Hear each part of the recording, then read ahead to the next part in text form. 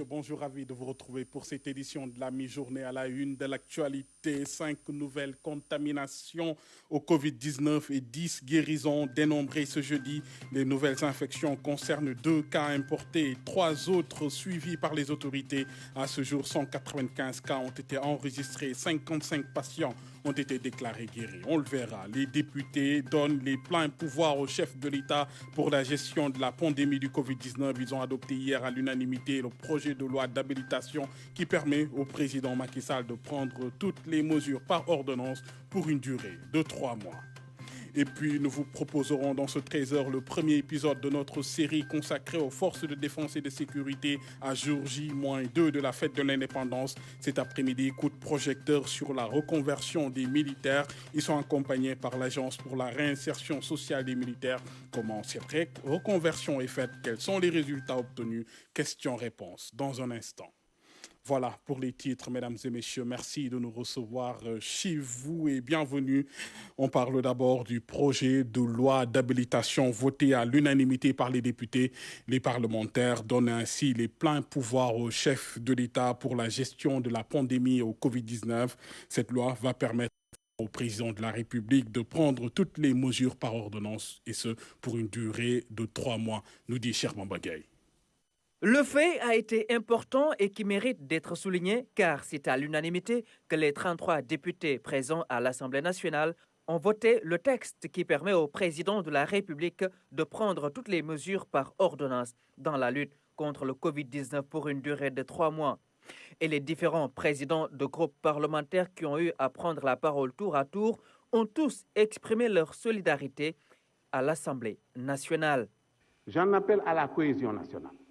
Parce que nous en avons besoin. J'en appelle aussi à la solidarité. On a besoin d'être solidaires. C'est le moment où nous devons être solidaires. J'en appelle, et beaucoup de gens l'ont dit avant moi, à l'observation des mesures d'hygiène et à l'observance. Monsieur le Président, la situation laquelle vit le Sénégal existe de la part de tous les Sénégalais une union sacrée pour faire face à cette menace.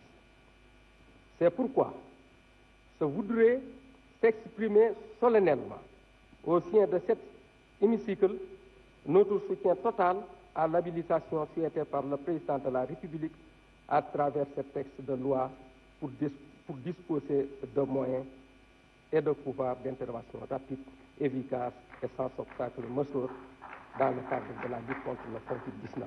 Quant à la majorité du groupe Benno Bokk Yakaar, son président Aimé Rougning est revenu sur l'importance même de fédérer toutes les forces vives de la nation pour gagner la bataille contre le Covid-19. Le président Macky Sall, en quête de solutions pour vaincre l'ennemi suprême du moment qui est le Covid-19, nous interpelle et nous invite à partager avec lui ce grand combat ou plutôt cette grande guerre. En sollicitant notre auguste Assemblée à voter la présente loi d'habilitation, le chef de l'État est dans le respect des valeurs et principes de la République. En s'adressant à la représentation nationale pour une question de la plus haute importance, le président de la République témoigne de son respect de la séparation des pouvoirs.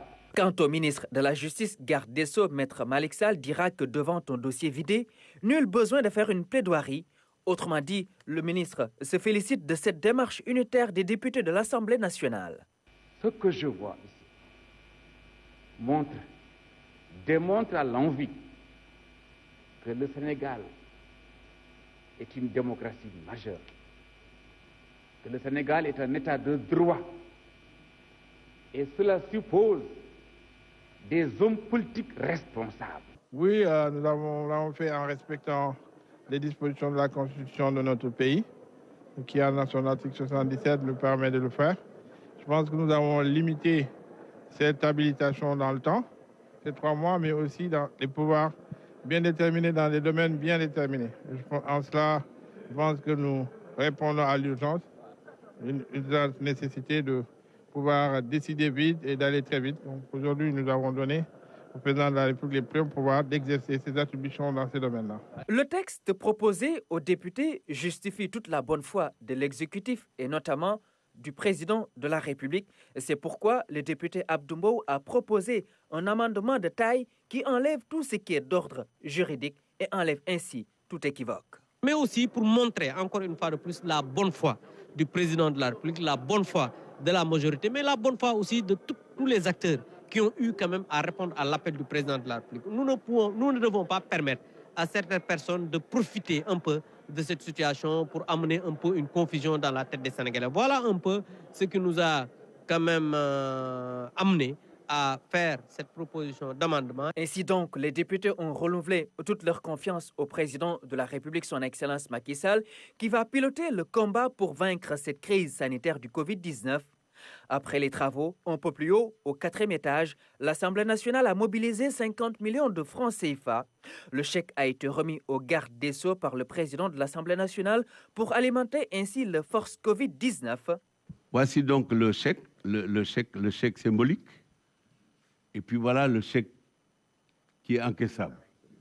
Alors je voudrais remettre ça maintenant au garde des Sceaux, au ministre de la Justice et au ministre chargé des relations avec les institutions au nom de l'Assemblée nationale de la République du Sénégal. À travers cet élan de solidarité, l'Assemblée nationale entend ainsi appuyer les autorités pour lutter contre le Covid-19. Dans l'actualité également, plus bref, ces nouveaux chiffres du coronavirus au Sénégal, un mois après l'apparition de la maladie. Ce jeudi, 5 nouvelles contaminations et 10 guérisons ont été enregistrées. À ce jour, 195 cas positifs au Covid-19 ont été dénombrés et 55 patients déclarés guéris et une personne en est décédée.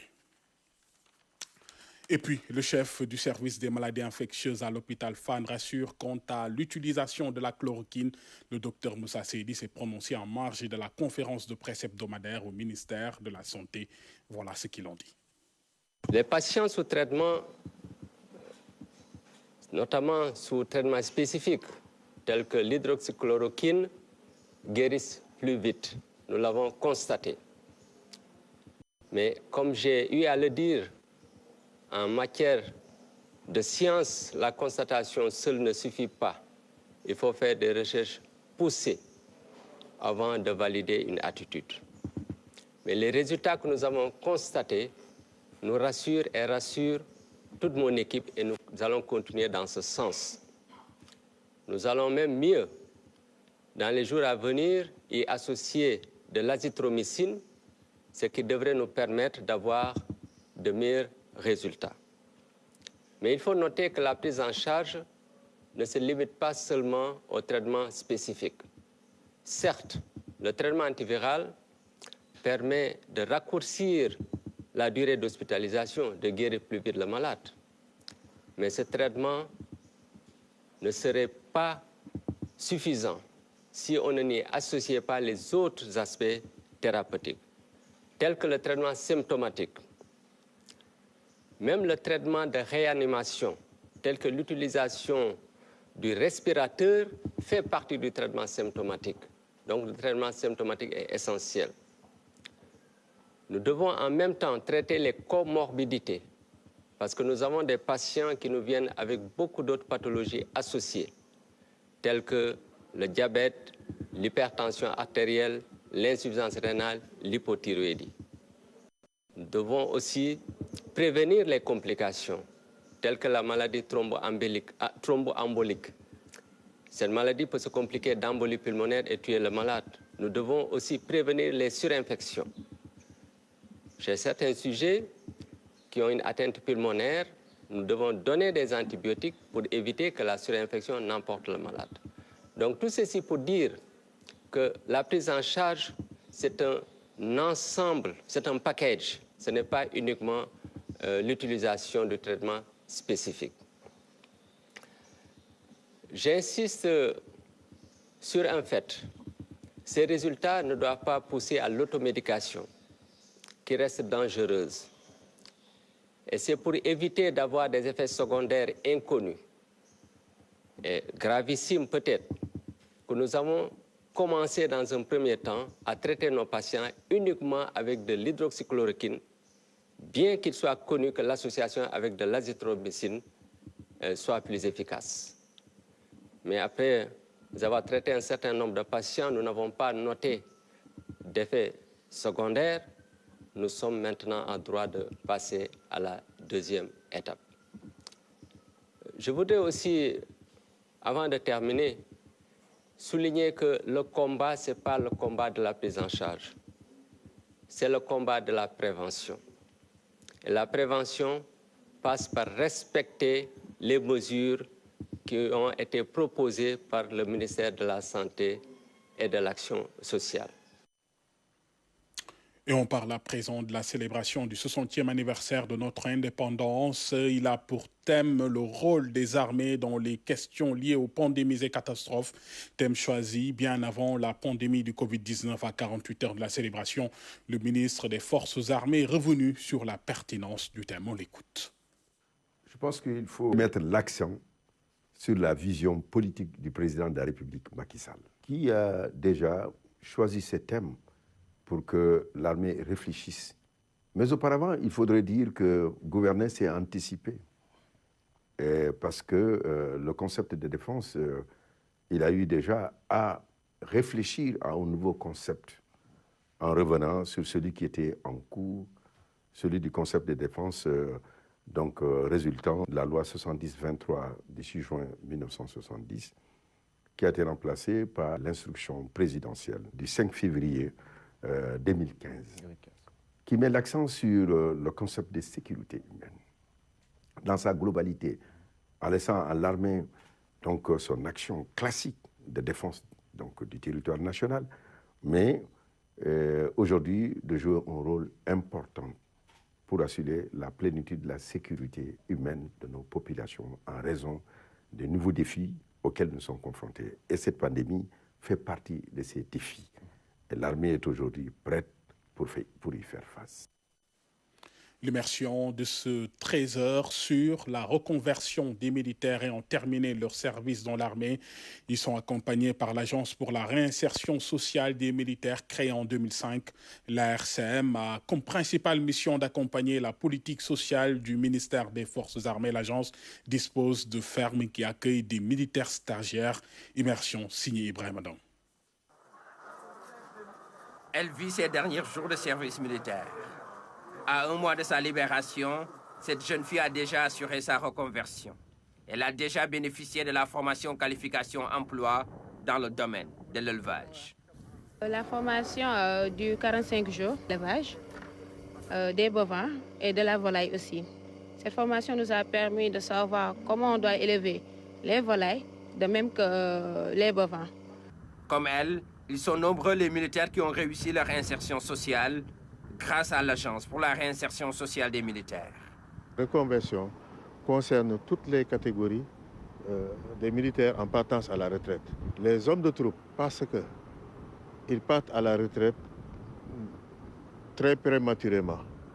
Nous avons les contingents qui sont libérés presque à l'âge de 22-23 ans. Nous avons des militaires du rang qui partent à la retraite à l'âge de 45-46 ans, donc à la fleur de l'âge. Donc, c'est des gens qu'il faut accompagner. Nous avons aussi des officiers et des sous-officiers qui partent vers la limite d'âge, mais qui constituent un creuset de compétences. Créée en 2005, l'Agence pour la réinsertion sociale des militaires a des objectifs spécifiques. L'Agence pour la réinsertion sociale des militaires a pour mission d'assister le ministre des Forces armées dans la conception et la mise en œuvre de la politique de réinsertion sociale des militaires libérés, retraités, dégagés des cadres et de lutte contre la précarité dans les foyers des militaires. À une trentaine de kilomètres de Dakar, Noflay. Bienvenue dans cette ferme de l'armée nationale. Elle s'étend sur une superficie de 25 hectares. Ici, la beauté du cheptel tape dans l'œil. Nous avons un effectif de 106 sujets, dont 67 en production. On a eu à bénéficier de 4 importations de vaches races laitière. Donc la première importation a eu lieu en 2015, décembre 2015. On a eu une deuxième importation en 2017, puis en 2019, en 2018 et en 2019. Les équipes parviennent à traire plus de 300 litres jour, un volume qui renseigne à suffisance sur l'importance de la production laitière du cheptel. 344 litres jour, donc vu l'effectif qui est en lactation. On est en attente quand même d'autres volages, disons. Donc il y a 34 sujets qui sont en gestation et pour lesquels nous attendons les volages et donc la production va augmenter. Dans cette ferme, l'aviculture n'est pas un reste. Des milliers de sujets se trouvent dans les poulailles. 3 bâtiments et dans chaque bâtiment, il y a 2 batteries. Donc là, dans ce bâtiment, par exemple, nous sommes à 5600 sujets. Production journalière, actuellement, on est à 124 tablettes jour. Sur les autres poulailles aussi, c'est pareil, ça diffère un peu. L'autre poulaille, on est à 131 tablettes. Le troisième, on est à 135. À Noflaye, le maraîchage occupe une place non négligeable. 15 hectares sont destinés à l'exploitation de différentes spéculations. Présentement, on est sur l'oignon, sur 3 hectares. On est sur l'aubergine, pour une surface à titre d'essai, sur 400 mètres carrés. Et le piment également sur 400 mètres carrés, c'est une variété qu'on est en train d'expérimenter. Et en dehors de ça, on a également le concombre. Ici, le concept Armée Nation est une réalité. Il y a plus d'affection en fait quand vous travaillez avec des militaires parce que c'est la discipline, c'est l'ordre, c'est des décisions de commandement. Et c'est le système goutte à goutte en fait parce que c'est ce qui est aujourd'hui en fait utilisé dans le monde. Il y a des gens qui utilisent d'autres systèmes, mais le système goutte à goutte, pour moi c'est un système qui est très adéquat. Pour honorer leurs engagements et réussir leur mission, les autorités de l'agence ne manquent pas de stratégie. Conformément à son plan d'action 2020-2025, la stratégie de l'ARSM repose sur 3 axes majeurs. D'abord, la formation à la préparation au concours. Ensuite, la réinsertion par l'intermédiation et le placement. Et enfin, la réinsertion par l'appui à l'auto-emploi.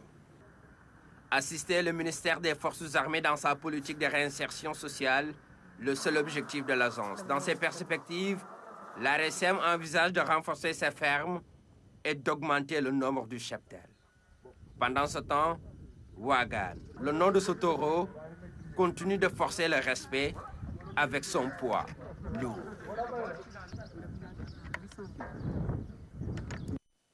Voilà, pour cette immersion de ce trésor signé Ibrahim Ndong. Et retour dans ce trésor sur les meilleurs morceaux de la matinale Kenkeliba de ce jeudi. Matinale qui a reçu le commandant Ababakar Faye, chef de la division communication de la gendarmerie nationale, et le lieutenant-colonel Alpha Touré Diallo, chef du bureau des relations publiques de la douane sénégalaise. Ces 2 corps ont fini de traduire en acte le thème du 4 avril de cette année. Je vous propose de les écouter. C'est une situation de crise sanitaire qui n'épargne personne. Il n'y a pas encore de vaccin, il n'y a pas encore de traitement. Donc le personnel de la gendarmerie est exposé au même titre que toutes les autres personnes. Donc il y a des mesures qui sont prises. Effectivement, c'est l'application des mesures barrières en interne. N'oublions pas aussi que les gendarmes, derrière lui, il y a une famille. Dans les casernes, il y a du monde. C'est une population professionnelle qui est là-bas. Il y a aussi les familles. Donc, il y a des mesures de protection à prendre. Et dans ce cadre, le service de santé de la gendarmerie nationale, qui est notre structure de soutien médical, fait de la sensibilisation, puisqu'il a une mission de soutien médical. Donc, fait de la sensibilisation au profit du personnel, mais aussi au profit des familles. Très tôt déjà, bien avant même donc la déclaration du premier cas au Sénégal, l'administration des douanes, le directeur général des douanes avait pris des mesures préventives. On a élaboré un protocole de contrôle qu'on a greffé dans nos procédures normales pour permettre aux agents d'avoir d'intégrer déjà les réflexes et les attitudes qui ont été donc formalisés par les autorités sanitaires. Nous avons une structure de santé qui constitue, c'est-à-dire c'est le centre médico-social, qui est le relais en douane des directives qui sont élaborées au niveau du ministère de la Santé. Bon, par rapport donc, aux impacts, aujourd'hui c'est évident. Voyez-vous, au niveau de la Chine, pratiquement au niveau de la zone Asie, 25% des importations du Sénégal viennent de la zone Asie. Et c'est essentiellement vers la Chine. À titre d'exemple, dans les recettes réalisées pour l'année 2019, 17% de ces recettes constituent un apport sur les importations venant de la Chine. Voyez-vous, donc si on se projette vers ce repli évident des importations venant de la Chine, on est dans des projections forcément de baisse peut-être de recettes, évidemment. Voilà, on parle pour finir de l'ouverture de l'autopont de la cité Keur Gorgui à la circulation. Bien sûr, l'ouvrage de 400 mètres est prêt. Après 12 mois de travaux, l'infrastructure fait partie des 13 autres que le gouvernement a entrepris de construire depuis quelques mois à Dakar, nous dit Amidou Diop. Sur la voie de dégagement nord, aux alentours de la cité Keur Gorgui, ce nouvel ouvrage fait partie du décor, l'autopont de 400 mètres construit grâce à la technologie Unibridge est ouvert à la circulation. Dès demain, les automobilistes pourront l'emprunter. Cet ouvrage, c'est un 2x2 voies qui va être dans la continuité de la VDN, qui se situe sur l'axe qui arrive jusqu'au centre-ville. Aujourd'hui, on passe l'étape 1 de l'exécution sur ce site, c'est-à-dire qu'on ouvre l'ouvrage pour pouvoir ensuite travailler sur les voies environnantes. Les travaux de cet autopont ont duré 12 mois. C'est l'un de la série des 13 à réaliser pour améliorer la circulation urbaine à Dakar. Les gens maintenant verront parce que cet ouvrage, si on regarde bien de manière effective, on a eu à faire 12 mois de travaux effectifs. Dans le temps, si c'était du béton, on ne pouvait pas. Parce que si c'était du béton, on serait sur un horizon de 18 à 24 mois. Donc, comme je dis, ce qui renforce ce qu'on disait sur la spécificité de l'Unibridge, qui est un process semi-industriel, c'est-à-dire la moitié de l'ouvrage est fait en usine et le reste est monté sur place. Maintenant, on ne s'est pas limité uniquement aux Unibridge. L'aspect béton aussi, on a eu à travailler sur un schéma industriel, c'est-à-dire tout ce qui est rampe et soutènement. On a eu à faire un process avec une usine qui a été montée à Diamniadio, où il y a plus de 200 jeunes Sénégalais qui ont été formés au métier de la préfabrication. L'ouverture de cet autopont à la circulation va capter le trafic, ce qui va libérer les voies secondaires et permettre à l'AGEROUTE d'aménager ses tronçons et de réaliser des parkings dans cette zone qui concentre beaucoup d'entreprises. On voit que sur cet axe, il y a beaucoup d'entreprises, donc on va leur permettre déjà de pouvoir stationner normalement, de lutter contre le stationnement anarchique sur cette zone et un peu égayer la zone en mettant des plantes et du mobilier urbain. La prochaine livraison est prévue au mois de juin 2020. Il s'agit de l'autopont Saint-Lazare, toujours sur la voie de dégagement nord. Ainsi va l'actualité de ce jeudi après-midi, mesdames et messieurs. Merci de nous avoir suivis. Merci de votre attention et de votre fidélité. L'info, je vous le rappelle, continue sur rts.sn et sur l'application RTS et sur live.rts.sn. Juste après moi, retrouvez Philomène Constance Diagne Boy pour l'édition en Wolof. Je vous souhaite un très bon après-midi et un bon appétit si vous êtes à table, bien sûr.